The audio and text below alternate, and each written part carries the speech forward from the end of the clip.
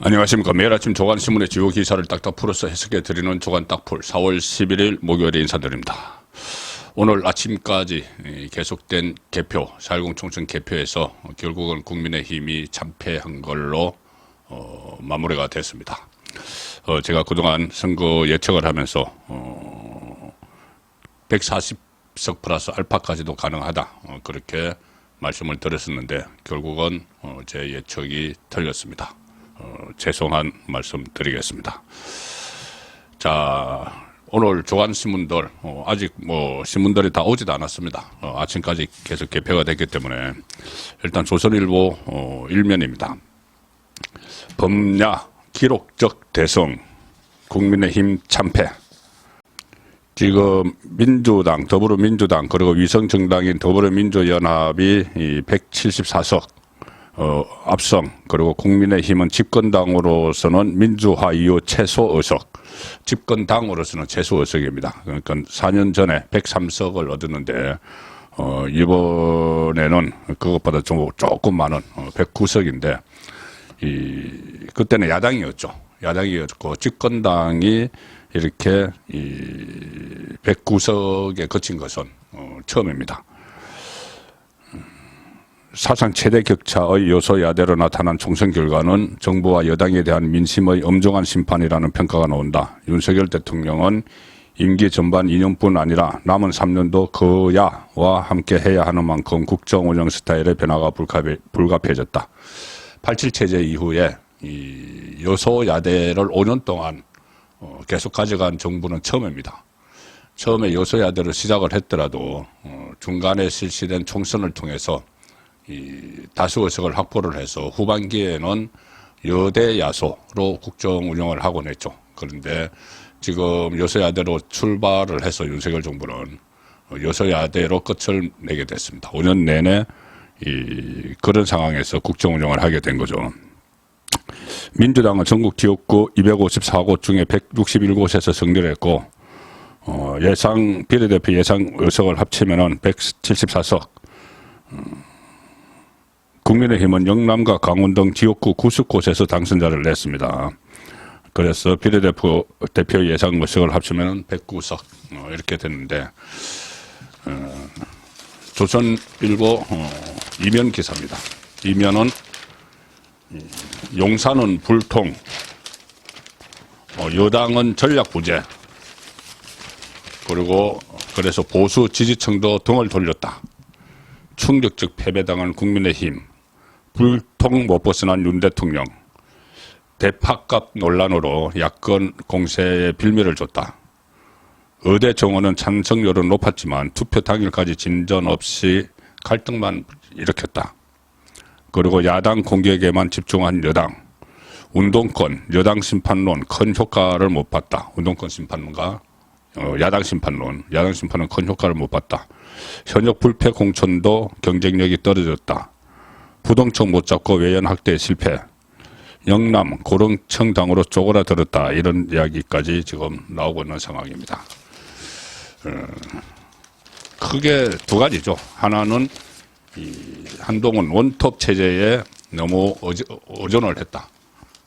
원톱 체제, 한동훈의 뒷심이 달려서 조국이 출마하면서 한동훈의 뒷심이 달리기 시작했죠. 그러면은 다른 좀 뒷받침이 있어야 되는데 그런 역할을 당에서 하지 못했고 너무 한동훈에만 의존하는 선거를 했다. 그리고 가장 근본적으로는 윤석열 대통령 2년 동안의 국정 운영에 대해서 제대로 또 홍보를 하지 못한 측면도 있지만 실제로 제대로 국민이 만족할 만한 수준의 운영을 하지 못한 것도 있습니다. 의대 정원 문제 같은 경우에 뜻은 좋지만 그렇다면 그 실력이 뒷받침돼야 되는데 그걸 하지 못하고 질질 끌다가 지루감을 느끼게 하고 피로감을 느껴서 결국 그것도 마이너스 요인으로 작용을 한 거죠. 자, 그리고 윤석열 대통령과 한동훈의 한두 차례에 걸친 갈등, 이런 문제들 여러 가지 패배 요인들을 찾을 수가 있을 겁니다. 조선일보 3면은 이 범야 190석 안팎, 여당에서 이탈표 놓으면 대통령 거부권도 무력화. 여당 할 수 있는 게 없다. 윤 정부 5년 내내 여소야대 신세. 역대 가장 무기력한 여당 될 것이다. 전문가들은 야당과 소통, 화합 필요하다. 대통령도 국정 스타일 바꿔야 된다. 야당이 지금 이재명, 조국이 이끌 야당이 과연 국정 협조할 것인지 그것은 참 의문입니다. 본인들의 방탄을 위해서 사법적 리스크에서 벗어나기 위한 또 보복 정치를 하고 있는데 국민을 위해서 또 민생을 위해서 국정에 협조를 할지 미지수죠. 야권은 각종 특검, 국정조사를 공언을 하고 있고 김건희, 최상병 특검 등 추진할 것. 조국당 1호 법안은 한동훈 특검법. 여권 분열된 개헌, 탄핵도 가능해진다. 이재명이 유세 현장에서 계속 탄핵을 시사를 했죠. 조국은 윤석열 임기 단축 개헌까지 주장을 했습니다. 어석별 다수당이 할 수 있는 것들, 지금 180석 이상이면 국회 선진화법 무력화, 패스트트랙 단독 추진, 필리버스터 24시간 내 강제 종료, 국회의장직도 확보하고 본회의 상정된 법안 단독 처리 가능하고 총리, 헌법재판관, 대법관 임명 동의, 공수처장 임명권 확보, 상임위원장 다수 확보. 200석 이상이 되면은 개헌, 대통령 탄핵 소추, 대통령 거부권 무력화, 국회의원 제명 이런 것도 할 수 있는데 일단 200석은 주지는 않았지만 나중에 또 이게 여당이 지리멸렬할 수가 있습니다. 완전히 지금 거의 나락에 빠졌기 때문에 자 앞으로 그럼 어떻게 해야 될 것인가? 지금 윤석열 대통령 임기 아직 3년 그대로 남아 있습니다. 5년 내내 여소야대 하는 그런 처음 맞이하는 상황에서 버텨내야 되는데 이재명과 조국은 선거 때부터 보복 정치를 예고를 했죠. 한동훈 특검, 윤석열 국정조사, 김건희 특검 이렇게 계속 추진을 할 거고 여기다가 또 이준석도 기사에 새겼습니다. 이준석이 공영훈의 아들에 대한 부동산 증여 문제 이 문제가 이슈가 됐는데 어부지리로 그 표를 가져가면서 이준석이 다시 정치판에 등장을 하게 됐습니다. 국회의원 3번 떨어지고 4번째 가까스로 됐죠. 그래서 첫마디가 또 윤석열 왜 나를 쫓아냈는지 반성하라 이런 겁니다. 그러니 또 보복 정치에 가담을 할 테고 이재명 조국은 특히 본인이 구속될 위기에서 벗어나기 위해서 탄핵도 아마 추진을 할 겁니다. 탄핵 발의를 하겠죠. 그리고 개헌해서 임기 단축하겠다. 조국이 그렇게 이야기하고 있으니 조국은 언제 구속될지 모르는 상황이어서 아마 막다른 골목에서 정치적으로 본인이 살아남기 위해서 모든 수단을 강구를 할 가능성이 높습니다. 자, 일단은 내부 정비를 해야 되겠죠. 정신을 지금이라 차리고 내부 정비를 해야 되는데 윤석열 대통령이 현재 상황에 대해서 정말 엄숙하게 봐야 됩니다. 정말 진중하게 생각을 해서 대국민 사과를 하는 그런 메시지를 내든지 어떤 국민에게 이야기를 해야 됩니다. 지금까지 기자회견도 제대로 하지 않고 일방적으로 대국민 성명만 발표를 하고 했는데 그런 식으로는 더 이상 국정을 끌고 가지 못하는 상황이 된 것이죠. 그리고 내각 개편 대대적으로 해야죠. 국무총리 한덕수 국무총리 이제 2년 동안 계속 해왔는데 국무총리를 비롯해서 대대적인 인적 개편을 해서 일단 분위기를 좀 전환을 시켜야 됩니다. 그리고 대통령실 참모들도 대폭 정비를 다시 하는 총선에 나갈 때 한번 정비를 했지만 그래도 어차피 이게 공동 책임입니다.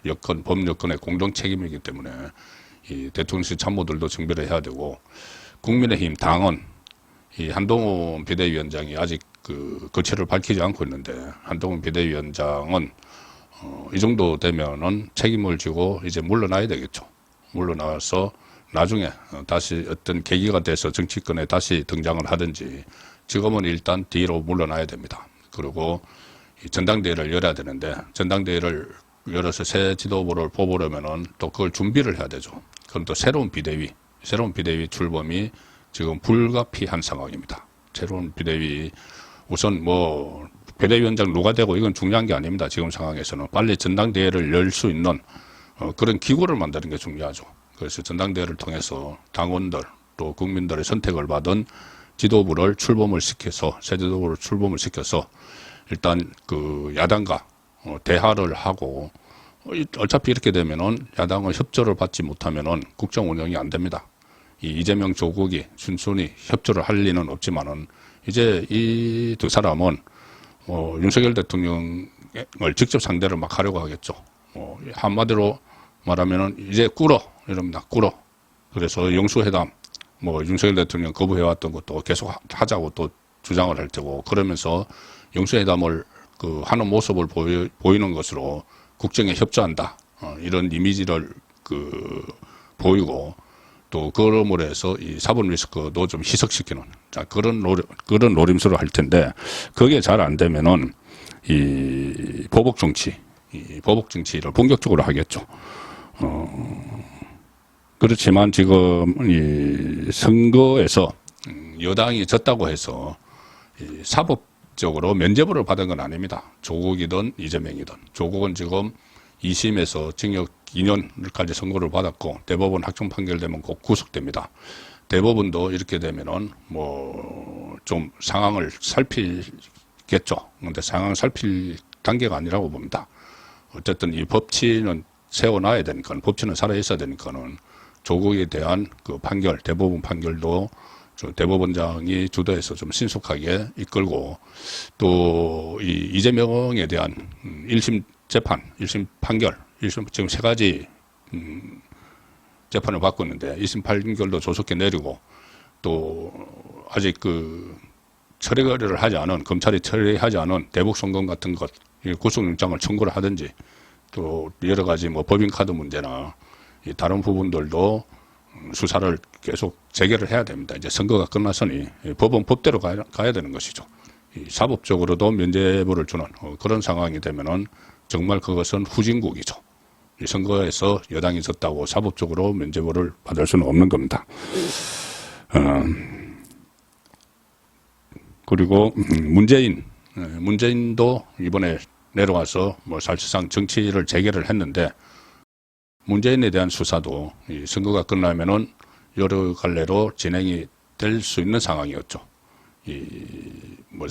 타이스타젯 항공 문제나 또 산자부 블랙리스트 또 새로 수사가 재개된 울산시장 선거 불법 개입 이런 혐의들에 대해서도 또 수사를 하고 어쨌든 이 선거는 이제 끝났고 선거 이후 새로 조성된 환경에 맞춰서 최대의 노력을 해야 되는데 선거의 여파로 어떤 사법 질서까지 무너져 버리는 그런 상황이 오면은 곤란하겠죠.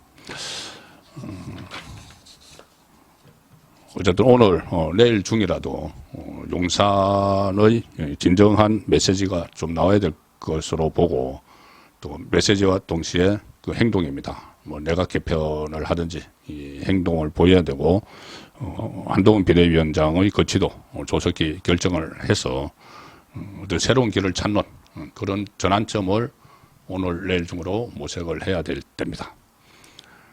4월 10일을 보내드린 조간딱풀이었습니다.